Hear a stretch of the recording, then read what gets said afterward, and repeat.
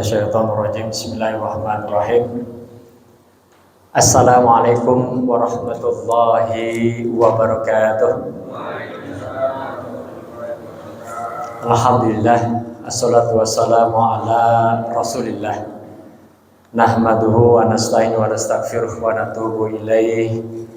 Wa na'udzu billahi min syururi anfusina wa min sayyiati a'malina. May yahdihillahu fala mudilla lahu wa may yudlilhu fala hadiya lahu. Asyhadu an la ilaha illallah wahdahu la syarika lahu wa asyhadu anna Muhammadan abduhu wa rasuluh. Allahumma shalli wa sallim ala nabiyyina wa habibina wa maulana Muhammadin wa ala alihi wa sahbihi ajma'in, amma ba'd. Faqad qala Allah ta'ala fi kitabihil karim wa huwa asdaqul qa'ilin. A'udzu billahi minasyaitonir rajim. Bismillahirrahmanirrahim. Ya ayyuhalladzina amanu taqullaha haqqa tuqatih wa la tamutunna illa wa antum muslimun. Wa qala aidan innal ladzina qalu rabbuna Allah tsumma istaqamu fala khaufun 'alaihim wa lahum yahzanun. Ulaika ashabul jannati khalidina fiha jazaa'an bima kanu ya'malun. Ikhwatul iman rahimakumullah, saudaraku sekalian, jamaah maghrib dan kajian rutin pada maghrib setiap Ahad malam Senin, Masjid Peradaban 50 ya, Masjid Al-Barakah. Insyaallah kita yang hadir dalam kesempatan malam hari ini masuk di tanggal 19 Safar ya, kalau nggak salah ya. Termasuk orang-orang yang istiqomah di dalam kebaikan ya, orang-orang yang istiqomah di dalam menjaga, melihara dan meningkatkan kualitas iman dan takwa kita kepada Allah Subhanahu wa taala. Dan orang-orang yang istiqomah itu adalah manusia pilihan Allah. Yang manusia pilihan Allah. Kita sudah kaji kitabnya Syekh Abdul Razak Al-Badr, ya, di mana beliau menulis satu kitab tentang Al-Asrun Qawaidun fil Istiqomah, 10 prinsip dasar dalam istiqomah. Ya, masih ingat Pak? Ya, Al-Asrun Qawaidun fil Istiqomah. Nah, nomor satunya itu prinsip istiqomah itu apa? Bahwasannya orang yang istiqomah di dalam kebaikan, istiqomah di dalam amal soleh, istiqomah dalam iman dan takwa adalah orang yang mendapatkan anugerah dari Allah. Itu pemberian Allah.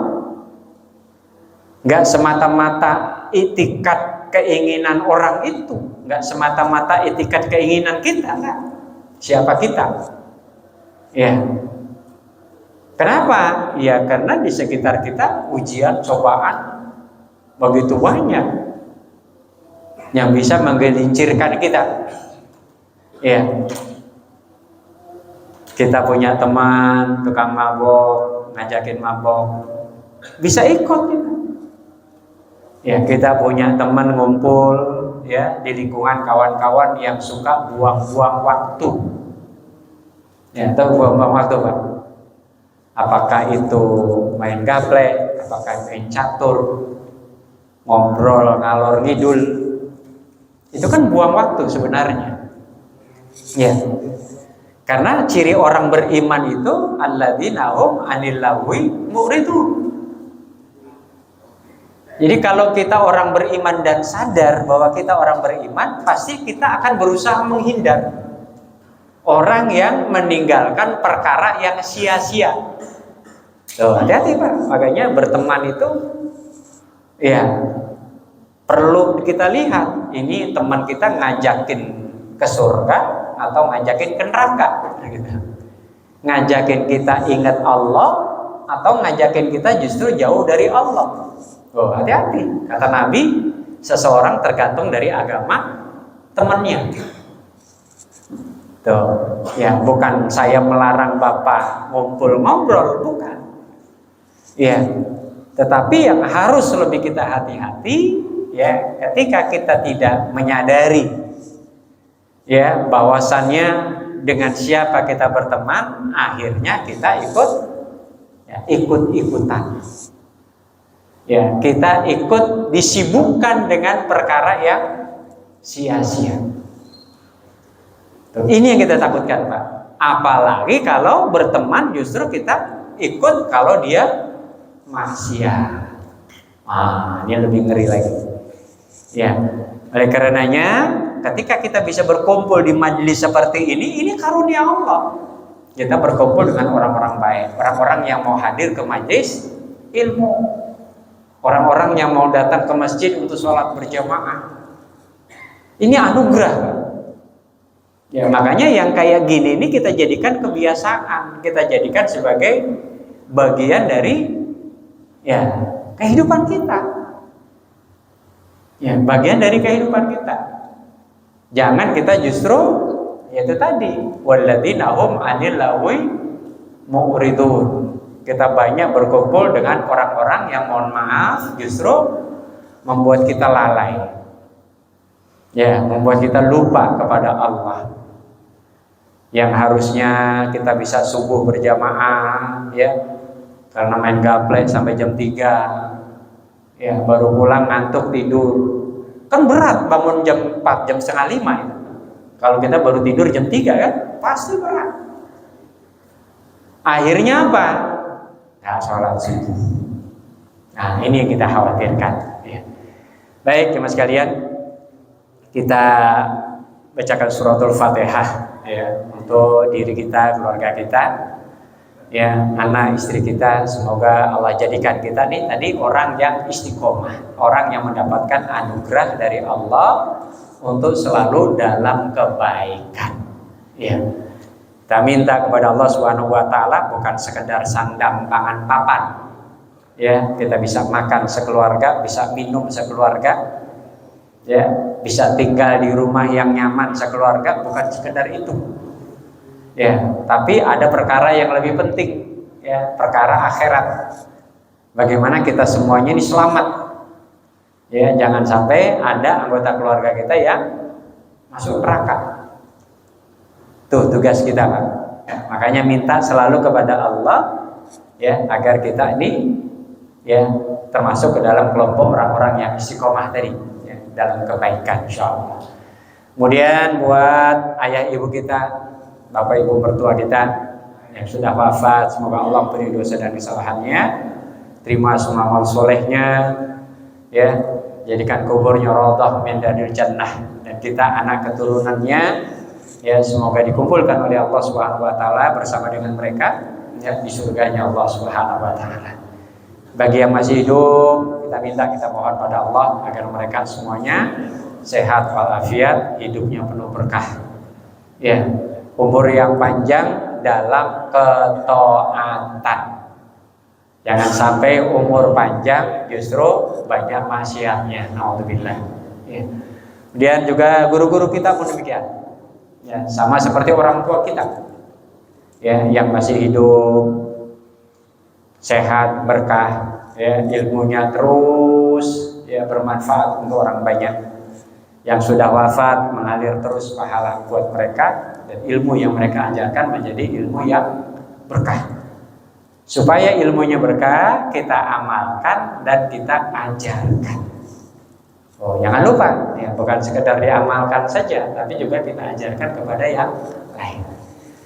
Buat anak-anak kita yang sedang belajar menuntut ilmu, ya, apapun jenjang pendidikannya, semoga Allah kuatkan motivasinya. Ya, kuatkan semangatnya, mudahkan urusannya, dan kita orang tuanya diberikan rezeki yang berkah berlimpah, ya, supaya bisa berikan pendidikan terbaik buat anak-anak kita. Ya, dan ingat, kita para orang tua, ya, tidak bisa memaksakan cita-cita kepada anak-anak kita. Kita hanya memfasilitasi, mendorong, bukan memaksa. Ya, bapaknya pedagang, anaknya harus jadi pedagang misalnya, ya, masuk fakultas ekonomi, ya, nggak harus. Ya, bapaknya dokter, anaknya harus jadi dokter, ya, sekalipun banyak juga yang begitu. Ya, tapi kan kalau kita memaksakan anak kita, sementara potensi anak kita nggak sama. Ya, potensi anak itu nggak selalu sama. Ya, kita tinggal mengarahkan. Kemudian buat saudara-saudara kita yang mewakafkan hartanya, waktu, pikiran, tenaga ya untuk membangun masjid ini, membuat masjid ini nyaman untuk orang-orang yang ibadah. Ya. Jadi ingat Pak, ya tugas kita nih ya terutama pengurus bagaimana membuat masjid ini nyaman. Ya, nyaman buat orang ibadah, nyaman sholatnya, nyaman ngajinya, nyaman kalaupun dia istirahat. Ya, jadi jangan sampai masjid itu kayak apa namanya Pak? Kayak apa? Orang digetak, orang diusir, ya kan gitu. Ya, orang sholat nggak nyaman, ya, panas, gerah, kesannya masjid mau buru-buru dikunci, nah, nggak siap, ya, orang yang sholat. Ya sekalipun untuk masjid-masjid tertentu, iya. Ya, karena ada orang kafir Pak, ya, dia singgah di satu bandara, kemudian dia mau istirahat di masjid. Orang kafir nih, dia share, ini masjid bandara nggak boleh orang masuk, orang diusir-usir, gitu. Ya, dia bikin viral katanya. Akhirnya dia sendiri malu. Anda orang kafir mau istirahat di masjid. Masjid punya aturan, apalagi masjid bandara, nggak sembarang orang boleh masuk. Ya, ada saatnya dikunci, ada saatnya dibuka. Ya, sama juga dengan gereja, sama juga dengan tempat ibadah umat lain kan, mana boleh umat Islam bisa numpang tidur di situ, ya kan? Ya akhirnya dia yang nge-share, dia sendiri malu, Pak. Ya orang kafir apa urusannya?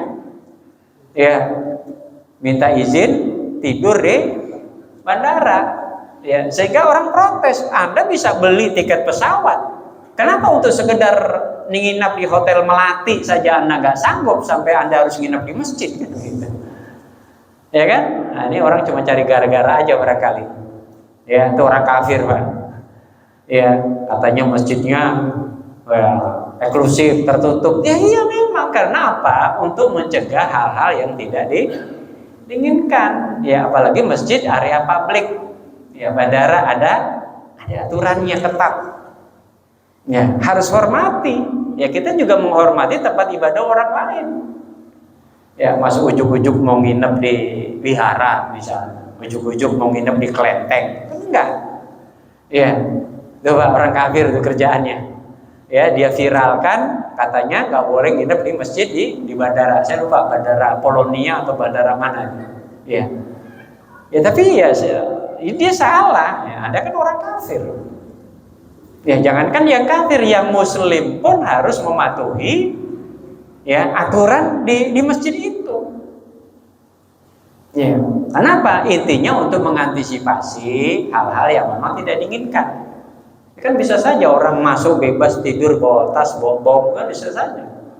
Ya, baik. Nah itu Pak, ada fenomena seperti itu. Ya, tapi karena kita ini kan masjid di lingkungan tengah-tengah masyarakat, ya, maka sudah semestinya ya buat nyaman. Ya, jadi siapapun yang membuat nyaman orang yang berada di masjid, insya Allah dia mendapatkan pahala, ya, dapatkan kebaikan. Juga kita doakan saudara-saudara kita yang sedang sakit, ya, yang dirawat di rumah maupun di rumah sakit, semoga Allah angkat penyakitnya, berikan kesembuhan, ya, kuatkan kesabaran, limpahkan rezeki untuk mendapatkan pelayanan kesehatan pengobatan yang terbaik. Ya, kita cuma bisa mendoakan, ya, kita nggak bisa bantu materi, ya, menjenguk pun rasanya kita nyaris tidak punya waktu, ya, masa untuk sekedar mendoakan saja kita nggak mau. Ya, kita doakan semoga mereka kuatkan kesabarannya, diberikan kesembuhan, ya, kesembuhan yang terbaik ya oleh Allah Subhanahu wa Ta'ala. Ya, fa idza maritu fa huwa yasfi. Ya, itu kata Nabi Musa. Jika aku sakit, ya, fa huwa yasfi, maka dialah Allah yang menyembuhkan. Ya. Kemudian kita doakan saudara kita yang mencari nafkah, ya, tulang punggung keluarga, ya, di tengah ekonomi yang sulit. Ya, saat sekarang ini, ya, banyak yang PHK, ya, banyak yang lamar sana sini susah, bahkan yang sudah kerja mudah begitu mudahnya dikeluarkan dari tempat kerjanya, ya, entah masalahnya apa, ya. Nah, kita mohon, kita minta pada Allah Subhanahu Wa Taala agar dibukakan lagi pintu-pintu keberkahan, ya, dibukakan lagi jalur pintu yang lain, ya, untuk mendapatkan rezeki. Pintu yang ini ketutup, pintu yang lain terbuka, ya. Buat siapa saja, saudara kita yang kita doakan supaya mereka, ya, mendapatkan. Yang terakhir, bagi yang masih berat langkah kakinya ke masjid, ya, sholat jamaah, menuntut ilmu, masjid musola di lingkungan Bangmas, ya, kita minta, kita mohon pada Allah Subhanahu Wa Taala semoga diringankan langkah kakinya, ya, dimudahkan segala urusannya, ya. Ala hajiniyah wa lakuniyatin sholihah. Al-Fatihah. A'udzu billahi minasyaitonir rajim. Bismillahirrahmanirrahim. Alhamdulillahirabbil alamin. Arrahmanir rahim. Maliki yaumiddin. Iyyaka na'budu wa iyyaka nasta'in. Ihdinas siratal mustaqim. Shiratal ladzina an'amta 'alaihim ghairil maghdubi 'alaihim waladdallin. Amin ya Allah ya rabbal alamin. Jamaah sekalian, ya, serta jamaah ataupun pemirsa yang menonton kajian ini lewat channel YouTube atau channel Facebooknya Masjid Peradaban, ya, Al-Barokah.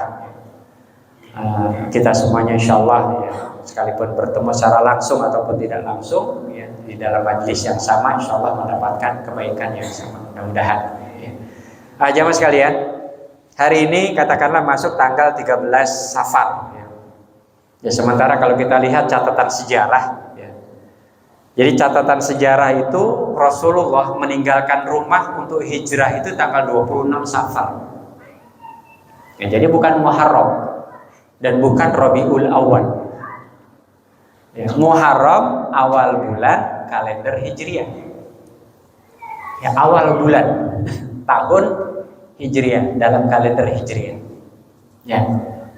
Tapi hijrahnya Rasulullah itu mulai dari tanggal 26 Safar tahun 1, karena hijrahnya Rasulullah itu dihitung tahun 1, ya. Makanya kalau tahun 1 sekarang sudah 1448 Hijriah. Jadi ngitungnya gampang, ya. Jarak kita dengan Rasulullah 1448 tahun sejak Rasulullah meninggalkan rumah keluar untuk melakukan perjalanan hijrah, ya. Nah, hijrahnya Rasulullah ini pakai strategi, Pak. Ya, bukan tanpa perhitungan, bukan tanpa strategi.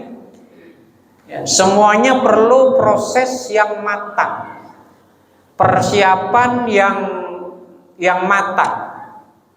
Ya, kenapa? Yang pertama, Rasulullah keluar rumah, itu rumah nggak kosong, ya. Dan di luar rumah pun tidak kosong.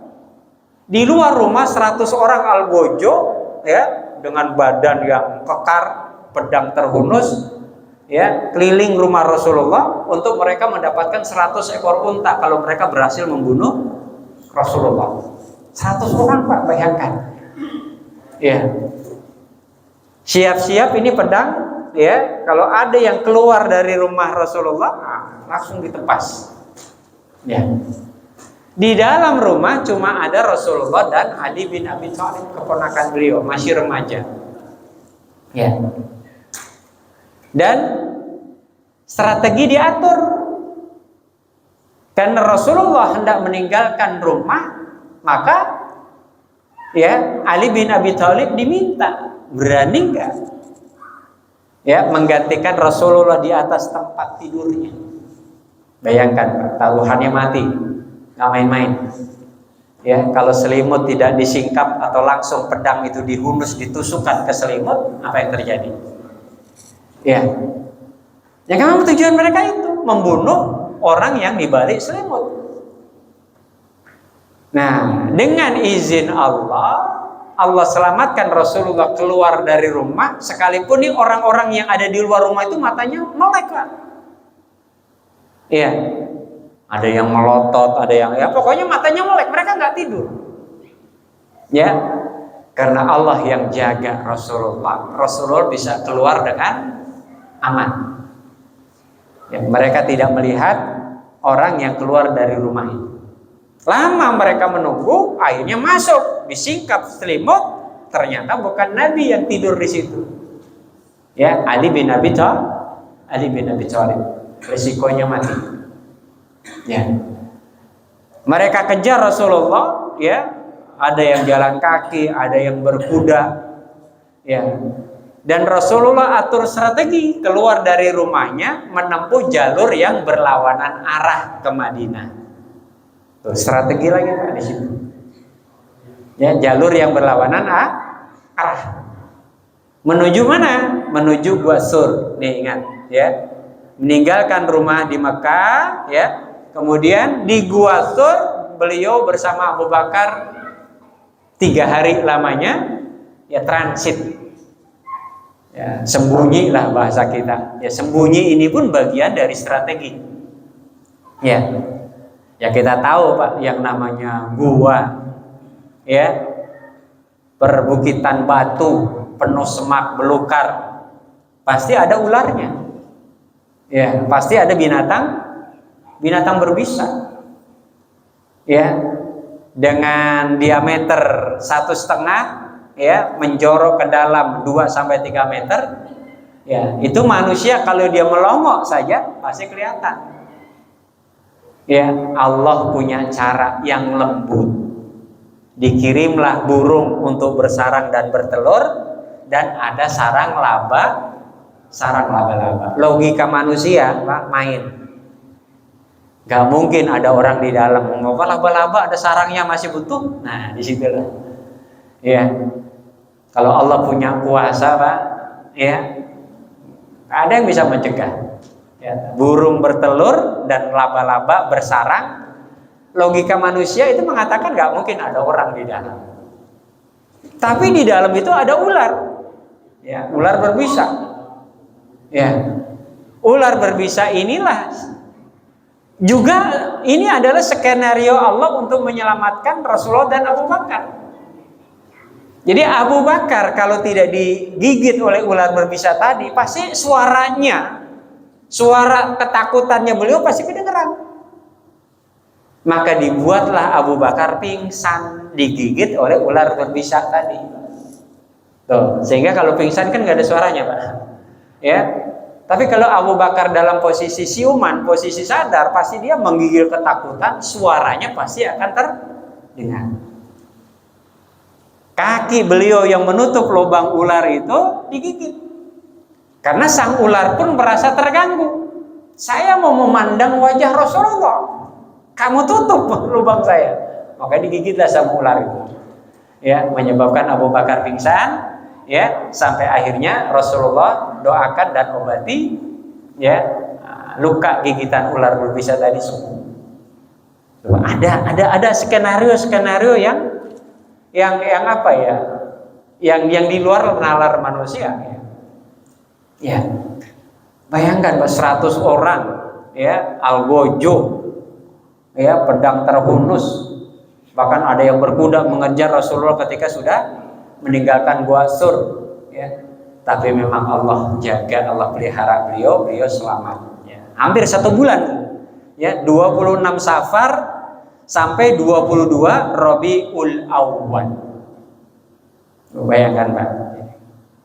Kalau beliau minta kepada Allah seperti Isra Mi'raj kan bisa, ya. Jadi nggak pakai harus ke Gua Sur, nggak pakai harus perjalanan yang luar biasa, ya, melalui bukit yang terjal, ya. Dan juga di sini Rasulullah memberikan pelajaran kepada kita. Beliau percaya guide-nya itu orang Kristen, orang Nasrani. Beliau bayar seorang guide, ya, untuk menunjuk jalan. Artinya dalam urusan muamalah, ya, kita boleh, ya, bertransaksi kerjasama dengan orang kafir, tapi bukan orang kafir yang jahat, bukan kafir harbi. Ya, orang kafir itu ada 2, ada kafir harbi dan ada kafir zimmi. Ya, kafir harbi, ya, kafir yang jahat, ya, kafir yang memerangi kita. Ya, kita punya hak untuk melawan. Tapi kalau kafir zimmi, ya, kita lindungi mereka. Ya, kita diatur hak dan kewajiban masing-masing. saling menjaga, saling memelihara sebagaimana di Piagam Madinah. Ya, orang Nasrani, orang Yahudi, mereka boleh tinggal. Ya. Nah, itu Pak, perjalanan hijrah Rasulullah 26 Safar ya, sampai 1 Rabiul Awal beliau tinggalkan Mekah, tinggalkan Gua Sur ya. Kemudian tiba sepekan kemudian 8 Rabiul Awal itu di Kuba. Ya, Kuba ini sudah berbatasan dengan Madinah, Yastrib ya saat itu. Ya, di sepekan perjalanan, ya bisa dibayangkan siang malam baginda Nabi bersama Abu Bakar ya dituntun oleh guide yang Nasrani tadi melakukan perjalanan. Ya, nggak seperti sekarang ya pakai bis 6 jam, pakai kereta api cepat 1,5 jam sampai 2 jam sampai ya Madinah ke Mekah ya. Kemudian 8 Rabiul Awal tiba di Kuba ya, beliau lagi-lagi singgah di Kuba itu kurang lebih 4 hari ya, karena tanggal 12-nya beliau lanjut perjalanan ke Madinah ya, sampai tiba di Yastrib saat itu ya. Sementara situasi dan kondisi di Yastrib sudah banyak Pak yang muslim, sudah banyak yang bersahadat ya, Bai'ah Ridwan 1, Bai'ah Ridwan 2, Aqobah 1, Aqobah 2 itu adalah orang-orang Madinah yang lebih dahulu masuk Islam, menyatakan baiat kepada Rasulullah. Nah, mereka inilah yang mempersiapkan segala sesuatunya. Ya, kaum Ansor. Ya. Nah, sementara yang berhijrah disebut kaum Muhajirin. Ya, Ansor dan Muhajirin. Ya, sampai ya Rasulullah terus ya tiba di Madinah, kemudian dari Masjid Kuba ke masjid di Madinah ya, Masjid Nabawi, masjidku kata Rasulullah. Ya, itu juga ada jeda waktu. Ya, ada jeda waktu perjalanan. Ya, berapa lama? Ya, katakanlah kalau dari 12 Rabiul Awal sampai 22 Rabiul Awal. Jadi ada proses persiapan yang matang. Ya, katakanlah kalau kita infrastrukturnya dan suprastrukturnya. Ya, termasuk di dalamnya adalah membangun Masjid Nabawi. Ya, kalau sekarang bentuknya berbeda. Ya, kalau dulu pakai pelepah kurma, ya, dindingnya pakai lumpur.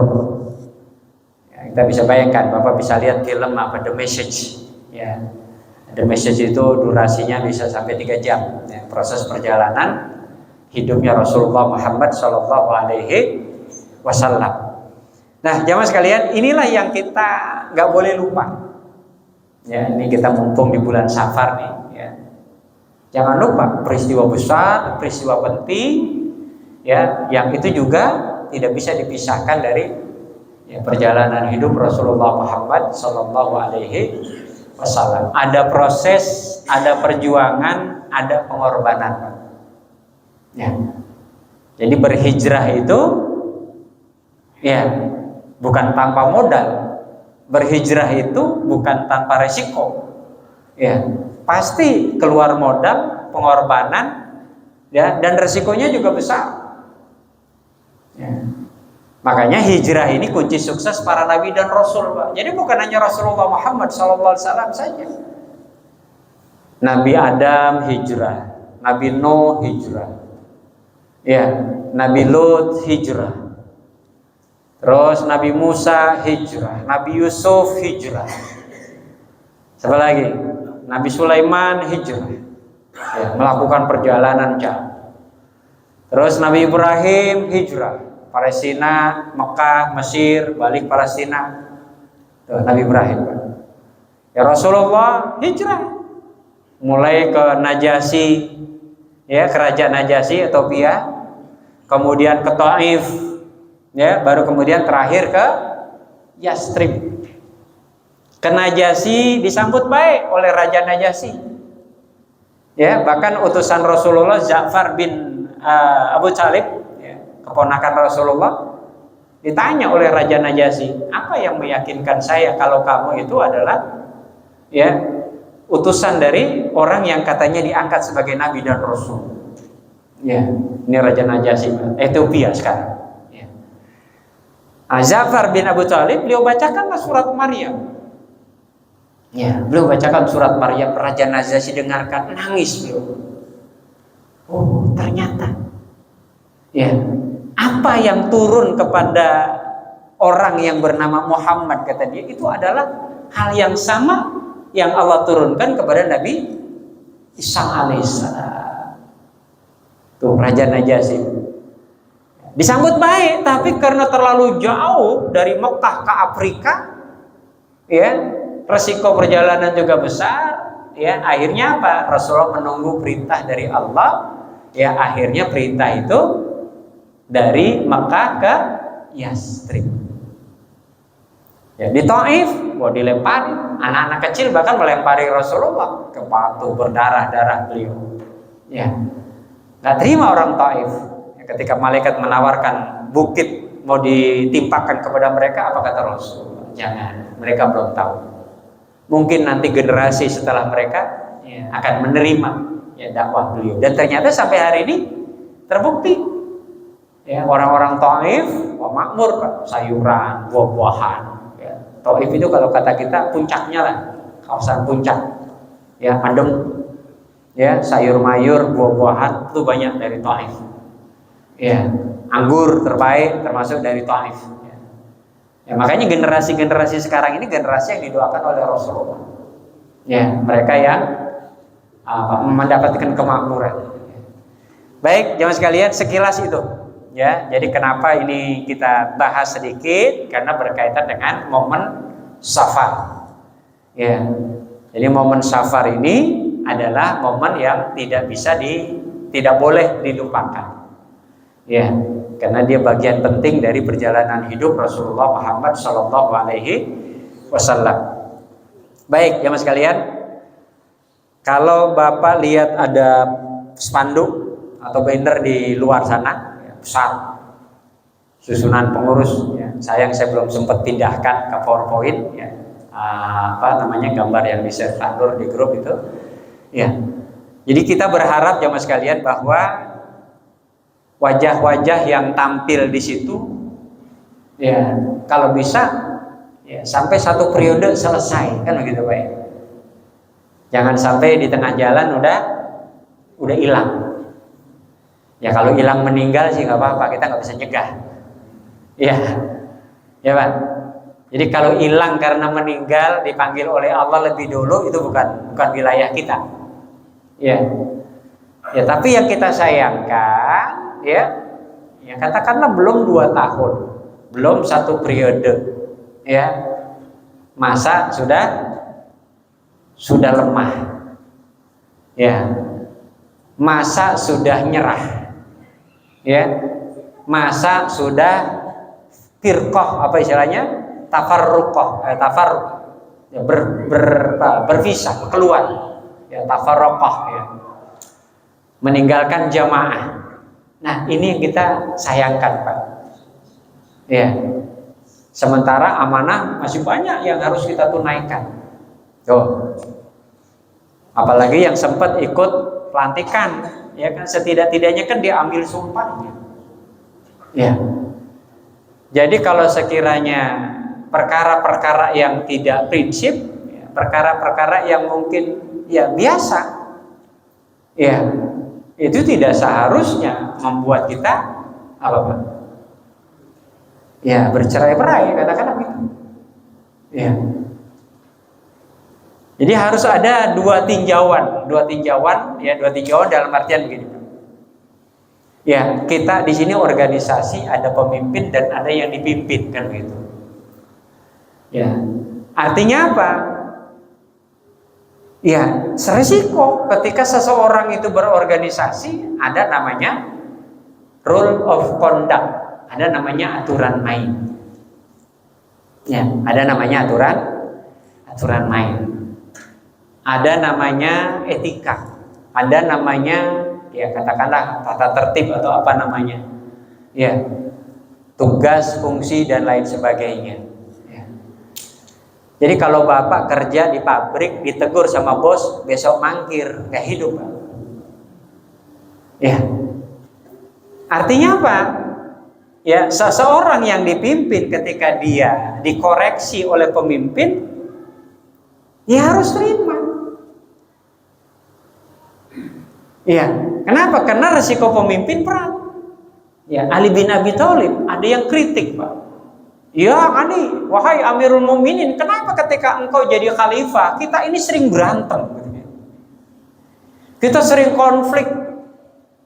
Ya, jangankan Ali dengan Muawiyah, Ali dengan Aisyah, Ummul Mukminin perang, Pak.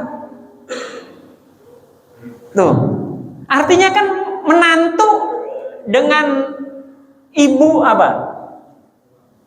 Mertua kalau bahasa kita. Ya. Ya Ali dengan Aisyah perang, kan pernah kita bahas tuh, ya, perang Jamal. Ya, ada yang mengatakan di 5.000 sampai 10.000 orang yang meninggal itu, bayangkan. Ya. Ada yang kritik, wahai Ali, kenapa ketika kau jadi khalifah kita begini? Kita berantem terus. Sementara masa Abu Bakar, masa Umar, kok kita adem ayem aja? Apa kata Ali bin Abi Thalib? Waktu Abu Bakar dan Umar beliau menjadi khalifah, orang yang beliau pimpin itu seperti saya. Saya nggak ngoyo, saya nggak ngotot.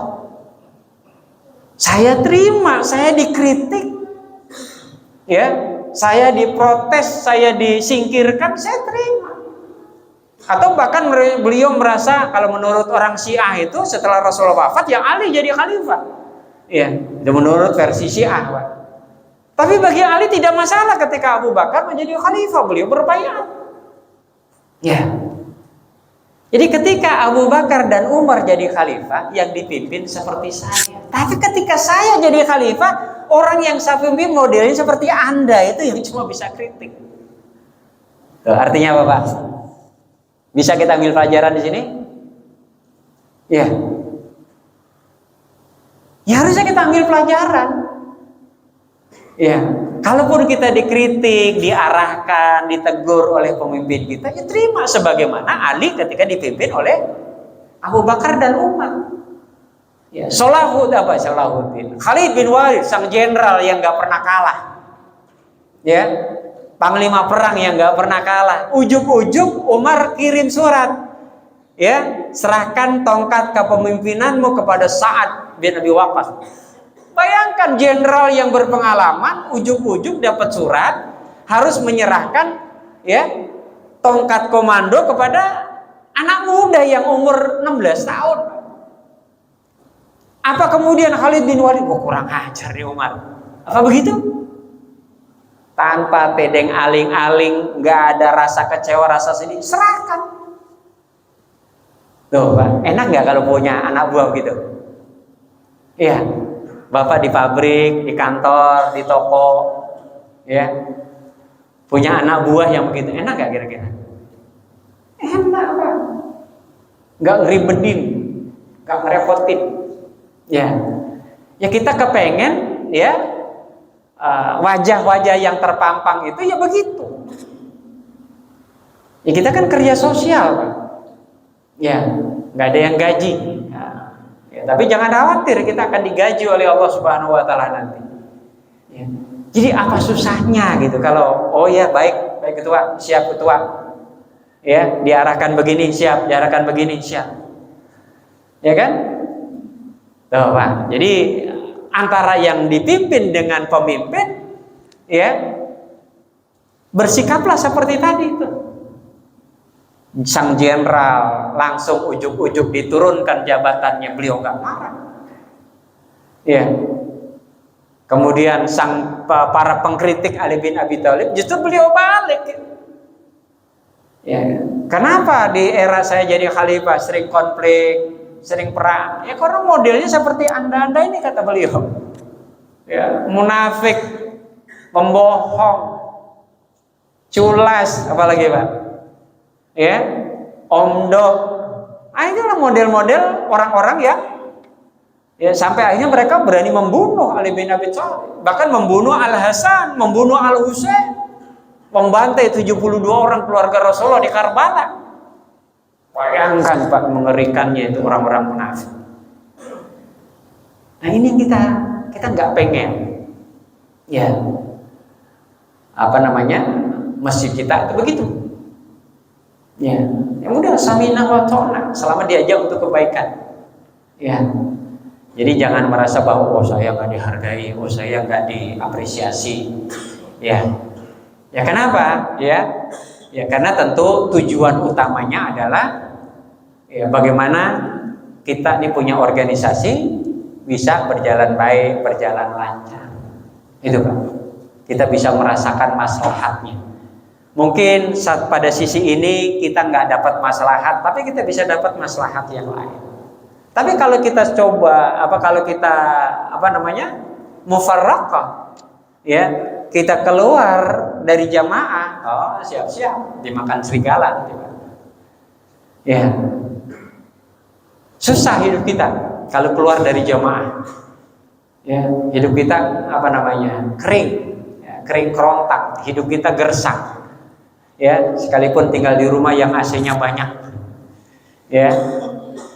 Ya kenapa? Karena keluar dari jamaah, jauh dari masjid, jauh berkumpul dengan orang-orang soleh, orang-orang baik. Tuh, nah, minta tolong, ya. Jadi bagaimana, ya wajah-wajah yang terpampang itu betul-betul bisa menjalankan amanah, ya. Karena sudah berkomitmen. Nah, salah satu di antara tugas yang diberikan amanah dari pengurus, ya, terutama kepada saya dan Ustaz Yayan yang sudah ada di sana Pak, itu ada satu bidang yang namanya odos, ya one day one juice, ya idealnya odos itu one day one juice, idealnya sesuai dengan namanya, dan itulah hasil dari studi banding, ya kawan-kawan pengurus waktu ke Masjid Sejuta Pemuda, ya. Nah karena di sana memang pengurusnya anak-anak muda yang semangatnya luar biasa, jadi kalau satu hari menyelesaikan satu juz itu gampang, ya. Jadi satu hari menyelesaikan satu juz itu gampang. Ba'da sholat satu halaman kali 5, satu juz itu dapat, ya. Satu halaman, satu lembar, ya 2 halaman berarti. Jadi ba'da sholat, ya 2 halaman atau 1 lembar. Cuma kan kita, ya mungkin ada orang kerja, orang dagang, ya kan, punya kesibukan, ya rasa-rasanya berat memang, ya kecuali betul-betul memang yang mau masuk ke dalam komunitas itu, ya komunitas odos, nanti jam 9 jam 10 laporan, alhamdulillah juz 30 selesai, alhamdulillah juz 27 selesai, itu komunitas yang sudah jalan, ya. Dan itu yang berlaku di Masjid Sejuta Pemuda. Nah sekarang pertanyaannya, kalau program odos itu kita jalankan polanya seperti itu, kita kira-kira al-barokat bisa enggak? Nah, saya sudah ngobrol-ngobrol dengan Ustaz Alfian, dengan Pak Ketua, rasanya berat, ya. Jangan-jangan pengurus pada mundur jadi pengurus. Wah, gue diwajibin 1 hari 1 juz, nggak bisa gue, mendingan gue keluar. Nah, mungkin akan ada yang begitu Pak, ya. Ya, dan bisa begitu. Ya, kan berat. Ya. Makanya polanya akhirnya begini, ya. Kita ambil yang ringan. Ya. Kita punya udah jadwal yang berjalan, ya katakanlah malam Sabtu malam Ahad ada kajian, Ahad malam Senin ada kajian. Ya. Kamis malam Jumat ada kegiatan zikir, kemudian Rabu malam Kamis juga ada kajian. Ya rasa-rasanya kalau kita harus mencari hari lain berat. Akhirnya bagaimana Pak Ketua? Jadi taklim kita nih yang setiap Ahad malam Senin itu diselang-seling. Ya. Jadi kalau ada 4 pekan, ya 2 pekan itu kita tilawah bersama. Kemudian yang 2 pekan lagi bahas tematik, ya. Atau bisa juga, ya sekaligus ngaji tafsir, ya tilawahnya jalan, ya tafsirnya jalan, ya mulai dari Fatihah, Al-Baqarah terus, ya bisa begitu. Ya rujukannya nanti banyak, ya bisa kita pakai tafsir Ibnu Katsir misalnya, atau tafsir Al-Munir, ya bisa, atau kombinasi, Nah, jadi jamaah sekalian, polanya mulai insya Allah mulai pekan depan ya. Ini baru sounding dulu pada jamaah ya. Jadi supaya kalau polanya one day one juice betul-betul kita jalankan berat. Juga kalau polanya tahsin satu-satu baca Quran, baca ayat, juga saya khawatir banyak yang nggak mau ngaji lagi, pada mundur. Akhirnya polanya bagaimana? Kita ngaji bareng. Ya, ini saya jalankan udah lama Pak. Saya ngajarin keluarga Pak Jenderal Kemal, ya Kemal Indrayadi. Ya, saya rutin ngajar di rumah beliau. Ya, satu keluarga. Ya, termasuk rekan-rekan alumni senior saya di SMA 1. Nah, karena kebetulan beliau senior saya di SMA 1, istrinya juga senior saya SMA 1. Ya, rupanya itu yang mempertemukan saya dengan beliau. Beliau minta ngajarin ngaji sekeluarga ya. Sampai hari ini alhamdulillah. Jadi pola yang saya jalankan apa? Ya, mulai dari Yasin, zikir, kemudian saya baca, jamaah ngikutin. Ya, saya baca satu ayat ya atau sepotong ayat, nanti jamaah ngikutin. Ya. Selesai itu 1-2 halaman masing-masing ya mereka ngaji.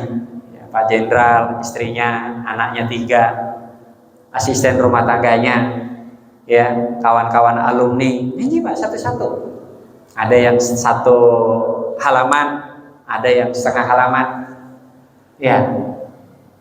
Ya memang ada sih yang mundur akhirnya. Wah, ntar gua suruh ngaji lagi. Betul. Ya. Akhirnya ada yang mundur. Besok gua nggak mau ngaji lagi dah. Ya, sekalipun ada yang tetap bertahan. Ya. Nah, jadi polanya itu saya kombinasikan. Ya. Jadi mulai baca bareng, ya, terus baca satu-satu, dibahas tajwidnya. Nah, baru kemudian setelah itu masuk tafsirnya. Nah, itu pola yang saya kembangkan. Ya, kalau kita kan waktu kita pendek Pak ya. Kalau misalkan saya biasanya 2 jam. Ya, 2 jam itu. Yasin, zikir, ya, baca bareng, baca satu-satu, kemudian bedah tafsir 2 jam. Terus setiap ketemu itu 2 jam. Ya, kalau kita durasinya pendek. Kalau kita kombinasi tematik dengan odos, ya, sedikit waktu yang kita dapat. Makanya saya polakan, ya, selang-seling 2 pekan kita tematik, 2 pekan kita bahas ya odosnya. Nah, begitu Pak Ketua ya. Ya. Dan amanah itu bukan hanya kepada saya, ya juga kepada Ustaz Alfian. Saya minta kepada Ketua untuk Ustaz Yayan ya untuk dimasukkan juga di situ, karena selama Ramadan ya itu yang saya perhatikan Ustaz Yayan yang intensif untuk bina anak-anak jelang buka puasa. Nah, itu harus kita apresiasi Pak. Ya, jarang orang yang mau korbankan waktunya untuk itu. Ya, jarang. Ini bapak-bapak yang punya anak ngaji di sini, ya, jangan-jangan masa bodoh, ya, gurunya nggak diperhatiin kan begitu. Harus diapresiasi. Ya, kenapa? Apalagi guru Al-Quran. Ya, guru Al-Quran itu ya yang terbaik. Ya. Kan kata Nabi apa? Sebaik-baik kamu adalah orang yang belajar dan mengajarkan Al-Quran. Khairukum man ta'allamal Qur'ana wa 'allamahu, kata Nabi kan begitu. Ya, maka apresiasi. Ya, nah setidaknya kan sudah nampak tuh Ustaz Alfian, Istiqomah, Ustaz Yayan setiap Ramadan menjelang buka puasa kumpulin anak-anak baca satu-satu. Ya. Nah, yang seperti itu mungkin kalau orang tua kagak mau Pak. Ya, suruh baca satu-satu kan. Makanya kita polakan. Ya, khusus kita nih nanti ya mulai pekan depan insya Allah odosnya itu saya baca, Bapak ikuti. Kira-kira siapa mau enggak Pak? Siapa pada kabur? Jangan takut disuruh baca atu-atu, jangan takut. Ya, itu penyakit di mana-mana begitu Pak. Ntar gue disuruh baca atu-atu malu gue. Ya, akhirnya gagal ngaji. Kita nggak begitu. Kita baca sama-sama, ya, kemudian kita bedah. ya, bedah makhraj hurufnya, bedah tanda wakofnya, bedah hukum tajwidnya, ya, ikhfa, izhar, iqlab, ya, sedikit, ya, setidaknya kita tahu, kita paham. Oh, ternyata baca Quran itu nggak gampang, ya, baca Quran itu nggak gampang. Quran berbahasa Arab beda Pak kaidahnya dengan Quran yang memang berbahasa Arab. Tuh, ya. Kita bedah nanti satu-satu, ya, hukum bacaan, tajwidnya. Nah, itu namanya ordos yang kita mau terapkan di tempat kita. Ya Pak ya, insya Allah ya. Siap kira-kira? Bapak boleh bawa mushaf, silakan. Boleh mushafnya di HP, ya, atau juga nanti saya coba tampilkan di layar. Ya, itu ada banyak aplikasi Pak. Ya, kalau di Android itu kan banyak, di Play Store, Google Play Store Bapak bisa download, ya, aplikasi Quran 30 juz.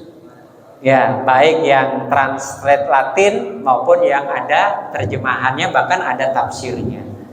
Ya, memang afdolnya sih kita pegang mushaf, afdolnya. Ya, kayak ibu-ibu Pak pakai lekar gitu ya, pakai kursi plastik tuh, ibu-ibu tuh kalau ngaji Sabtu, Bapak lihat ya tuh, rajin ibu-ibu Pak pegang mushaf, ya, tuh ngaji nggak kayak gini jaraknya jauh-jauh. Ya, tapi buat bapak-bapak nggak apa-apa dah, yang penting ngajinya bikin nyaman, ya. Jadi jangan takut, jangan khawatir kalau, mohon maaf, misalnya disuruh baca satu-satu, dah, ya, karena kecenderungannya kalau polanya seperti itu, orang banyak yang nggak mau ngaji, ya Pak ya. Yang tak alasan malu kan, tak alasan apa saya nggak tahu, ya. Ya, kita harus pahami, ya. Nah, jadi polanya ya seperti malaikat Jibril mengajarkan Rasulullah, ya, Iqra, ya. Malaikat Jibril kan minta kepada Rasulullah, ketika malaikat Jibril mengatakan Iqra, ya Rasulullah bilang Iqra juga, kan begitu, ya. Tapi karena memang Rasulullah ummi, nggak bisa baca tulis, ya beliau nggak tahu. Iqra ya Muhammad, ma ana biqari. Disodorkan tulisan itu Pak, disodorkan mushaf itu, Iqra. Ya, jadi polanya kayak kita Pak, ya. Saya baca Bismillahirrahmanirrahim, Bapak ikut Bismillahirrahmanirrahim, kan gitu, ya. Terus Alhamdulillahirabbil alamin, Bapak baca bareng Alhamdulillahirabbil alamin. Kita mulai dari Fatihah. Ya, saya waktu ikut standarisasi dai MUI nasional Pak, bulan Juni, pertengahan Juni. Apa yang dites Pak? Fatihah. Suruh baca, ya, suruh nulis imla, ya, bukan cuma baca, suruh nulis. Ini standar dai MUI nasional, itu tesnya itu salah satu diantaranya. Ternyata Pak banyak yang nggak lulus. Ya, bayangkan standar nasional loh ini. Kenapa Fatihah? Karena Fatihah as-sab'ul matsani. 7 ayat yang kita baca berulang-ulang dalam sholat, rukun sholat. Makanya wajib dai-dai nasional MUI, ya, dai-dai MUI itu Fatihahnya harus standar. Ya, dan standarnya bukan sekedar baca, nulis. Ya, nggak boleh nyontek, nggak boleh lihat HP, nggak boleh lihat mushaf. Dikasih waktu, ya, mulai, selesai, kumpulin. Digituin kita. Ya. Tuh Fatihah, ya, dites betul, serius ini, nggak main-main, ya. Makanya kita juga mulai dari Fatihah, insya Allah, ya, kita benerin Fatihah kita, ya. Lebih baik kita ulang-ulang, ya. Jadi Fatihahnya, pengetahuan umum tentang dakwahnya, terus bacaan-bacaan lain, ya, itu diminta Kak. Bukan sekedar dihafal, bukan sekedar dibaca, tapi ditulis. Ya, artinya seorang dai ya harus bisa, harus tahu dia. Ya. Nah, kalau Bapak nggak usah takut Pak nanti disuruh nulis. Ya, tapi Bapak belajar tanpa lihat mushaf, belajar nulis itu bagus. Ya. Ya kan ada, oh, saya bukan background pesantren, ya saya mah nggak bisa. Nah, ada yang begitu, jangan, nggak boleh nyerah. Ya, nah, suatu saat anak cucu kita minta diajarin, kan ajarin. Ya, jadi gitu Pak ya. Jadi ini baru sounding aja dulu. Ya, mudah-mudahan insya Allah pekan depan kita sudah bisa mulai. Ya, polanya tadi itu. Ya, kita mulai dari Fatihah, ya, kemudian pengenalan huruf hijaiyah, makhorijul huruf, ya, kemudian bacaan. Ya, kalau perlu diulang-ulang, ya, supaya betul-betul Fatihah kita di dalam sholat itu, ya, pas, ya, bener, ya, jadi bukan sekedar asal baca, ya, tapi tahu kenapa saya bacanya begitu, ya, kenapa saya bacanya begini, ya kan? Tuh. Nah, disinilah pentingnya itu tadi Pak. Jadi ordos itu bukan, intinya ordos itu bukan sekedar dibaca. Ya, intinya. Ya kadang-kadang ada kopi darat. Nah, di situ mereka ngaji kan begitu. Ya, yang komunitas yang sudah jalan. Baik, kiranya itu jamaah sekalian. Ya, jadi ini baru sounding, baru sosialisasi. Ya, hasil diskusi saya dengan Pak Ketua, Ustaz Alfian. Ya, jadi mudah-mudahan nanti polanya ke depan. Ya seperti itu ya. Jadi karena kita kalau mencari waktu lain, malam yang lain rasanya susah berat. Ya. Nah, makanya kita polakan yang sudah berjalan nih setiap Ahad malam Senin ya dengan selang-seling. Ya. Ada kalanya tematik ya, ada kalanya apa kita bahas tentang tasid ya, ordos itu tadi ya. Baik, sebelum saya tutup, ada yang bertanya? Bapak Ketua mungkin ada yang mau disampaikan? Ya, cukup. Dari jamaah sekalian? Iya. Syukur-syukur kalau ngajak yang lain, Pak. Ayo kita kalau bicara Quran harus semangat. Ya, karena apresiasinya dari Rasulullah luar biasa. Ya. Quran itu nanti sahabat kita, Pak, di dalam kubur. Ya, bagaimana mau jadi sahabat kalau Bapak nggak pernah ketemu, nggak pernah baca, nggak pernah belajar, nggak mungkin jadi sahabat. Ya, sahabat yang menyenangkan, sahabat yang bisa membantu kita, menyejukkan, meringankan beban kita tuh di alam barzah. Quran. Ya, jadi Bapak datang, duduk aja dengerin, udah dapat pahala. Apalagi duduk datang mau belajar. Ya. Khairukum man ta'allamal Qur'ana wa 'allamahu. Ya, insyaallah Pak ya. Mudah-mudahan ya supaya kita lebih dekat, lebih akrab lagi dengan Al-Qur'an ya. Baik, kita tutup dengan doa kafaratul majlis. Ya, semoga apa yang kita dapat ini menjadi berkah, menjadi ilmu yang manfaat ya, untuk kemudian ayo sama-sama kita amalkan.